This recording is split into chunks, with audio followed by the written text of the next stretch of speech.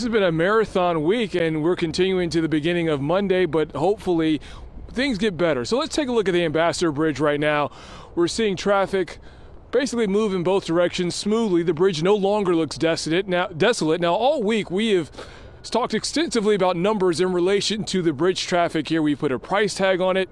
Well, I want you to think about this.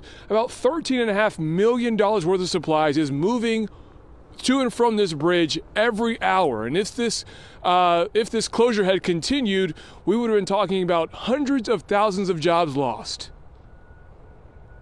The Ambassador Bridge back in business. The truck traffic is a sight for sore eyes for the auto industry, including the Big Three, after Canada's vaccine mandate protests shut down one of North America's busiest corridors for international trade. Stellantis, which cut some of its production shifts at both U.S. and Canadian plants last week, resumed operations as scheduled Monday. A spokesperson said it wouldn't comment on projected losses, but will work to make up production in the coming months. We asked Oakland University's assistant professor of management about how automakers can make up ground. It's a real challenge because of the fact that factories aren't something that you can start on stop on a dime, essentially. With factories, it takes time to kind of get them going.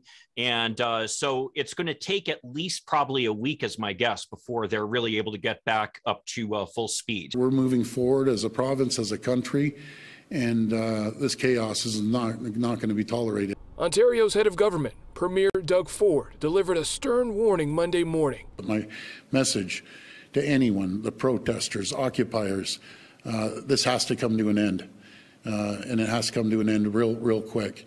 And if it doesn't come to an end, you're going to have serious consequences. You'll lose your license for life. You're going to lose your car indefinitely. Ford's Michigan counterpart, Governor Gretchen Whitmer, called the bridge opening a win for working families. She said in a statement, quote, "It's important to ensure that this does not happen again. I will work to protect the economic freedom and well-being of families and businesses in Michigan." In total, Windsor police arrested more than 40 people and towed about 37 vehicles connected to the Freedom Convoy protests.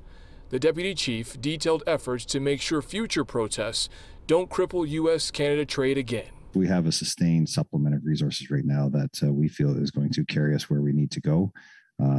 And if anything emerges outside of what we're dealing with right now, we can make that pivot on pretty short order and make sure that we get our resources in place. It appears the protesters made some sort of an impression because Ontario talked about today easing its COVID restrictions in the next coming days and then dropping its required proof of vaccination by March 1st. Roop, let's send it back to you.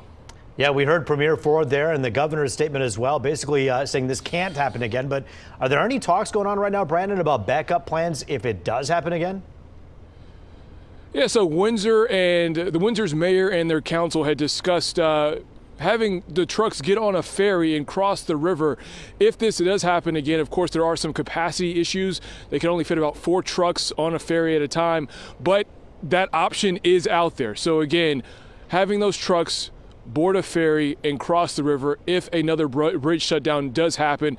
And then, of course, you also have the Gordie Howe Bridge, but that likely won't be finished with construction until 2024. So at least there is some discussion about things that could happen if this does happen again. Reporting live here in Southwest Detroit, I'm Brandon Hudson, Fox 2 News. Lots of moving parts here, but I guess the most important one for the Big Three, the trucks behind you finally moving once again. Brandon Hudson for us live. Thank you.